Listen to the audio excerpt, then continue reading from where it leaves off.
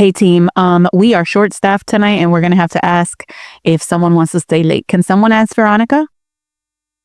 Not it. Why not? Why don't you want to ask her? I am not asking that girl if she wants to stay late. You want her to stay late? Why don't you go ask her? Christina, what can you? No, don't look at me. I'm not doing it. I'll just do it myself. It's fine. I'll just ask her myself. Hey, Veronica, do you think you could stay a little late tonight? Just maybe like an hour or two? Yeah, I don't mind. I could use the overtime. I'm actually not authorized to pay overtime right now, so I was kind of hoping that you would come in late tomorrow or leave early. Okay. I'll just come in late Friday because I have an appointment anyway, so. No, you wouldn't be able to come in late on Friday. Tomorrow's the only day that I could spare you. Okay. So then no, I can't stay.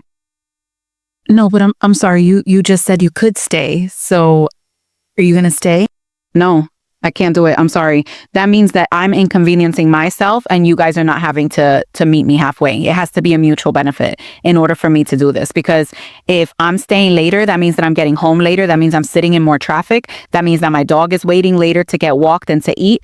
And it's just an overall inconvenience for me to stay later. I was willing to do it because I need the overtime. But if I'm not even getting that, coming in late or leaving early doesn't do anything for me. So I can pass. I can pass on that. We're just all having to pitch in a little more around here, you know? I'd really appreciate it if you could stay. And I understand that. And if you're that short-staffed and that tight for people, I'm willing to stay for the overtime. If you need me that bad, then you're willing to pay. Otherwise, maybe you can do it. As a manager, isn't it your role to kind of step in when no one else is available?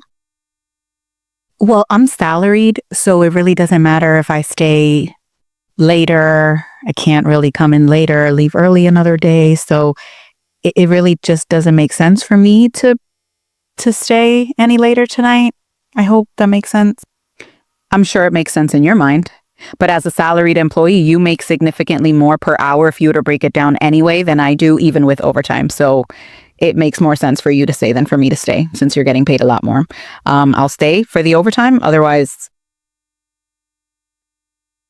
okay. I'll find someone else. Thank you. Yep. Good luck. Did you ask her? I did. Sort of. I addressed her. I did ask her actually, and it's just not. I don't think we need anyone tonight. I think we're gonna be okay. You wanted to see me? Yeah, come on in, have a seat. What's this I hear about you putting your 2-week notice in? Yeah, it's time. I had to submit my 2 weeks. I'm gonna finish up some projects that I'm working on, and then it's time to move on. What, if you don't mind me asking, what's your reasoning for leaving? Just growth opportunities and all that. There's really nowhere for me to go here. There's really no advancement opportunity here. Be honest with me, Veronica. I know you're holding something back. I am being honest. You want to tell me the truth, or? I mean, if you got time, we got time. If you got time, I got time to tell you. Have a seat. We have time. Well, I mean, basically, everything that happened after my cousin passed away, I was treated horribly. They really made my life hell. They were not willing to work with me and assist me. I know that they're not required to, but, they want to instill this culture of family and work family, and we have each other's back when it's needed. But when it's actually needed, that work family was nowhere to be found. And then, they want to ask me for a favor, and I said no, and I got called into 4 meetings, and I got, basically they tried to guilt trip me into feeling bad about it. They tried to make me feel like a horrible employee. They tried to gaslight me into believing that I did something wrong. But there was just a lot going on, and I couldn't take it anymore. Even after you approved me to have my day off on Mondays, they also tried to get me to come in on Mondays during certain weeks, and it's a lot. Veronica, what concerns me is that my door's always open. You could have come up here anytime you had an issue. For what? I would have been knocking at your door every 5 minutes. There's a certain point that you just decide, okay, this is just not for me anymore, and you have to move on. I would have loved to be able to come up here and tell you every 5 minutes, hey, this is what's going on. But number one, you're not going to be here forever.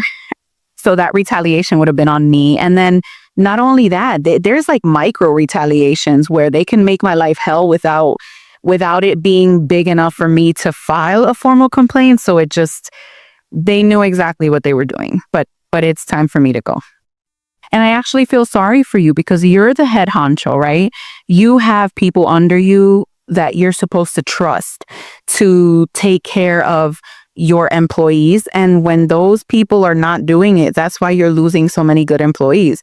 I mean, if you've ever taken a notice of the turnaround that you have, even in my department alone, that should be an indicator. There's something going on. People don't leave because of money most of the time. People leave because of bad management, and people have been dropping left and right from here. And they're getting other jobs where they're being appreciated and valued way more than here. And people need to be held accountable. But if I don't know what's going on, then I can't do that part of my job if I don't know what's happening. And it shouldn't be my job to run and tattletale saying that my supervisor is not doing their job. That's why there's so many people, so many hands in the pot having to like hold each other accountable and make sure that their peers and their counterparts are doing what they're supposed to be doing. I shouldn't have to be I don't get paid enough for that. I shouldn't have to be the one saying, hey, this person's really not doing what they're supposed to. I know that it helps when employees come and complain, but do you guys really ever do anything about it? Probably not. In my experience, nothing has ever been done about it.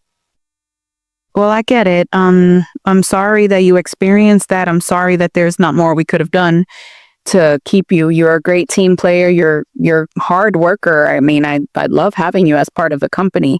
The door's always open if you need to come back. If you ever want to come back, we are here. I will accept you back because you are a very, very hard worker. I'd rather die, but thank you.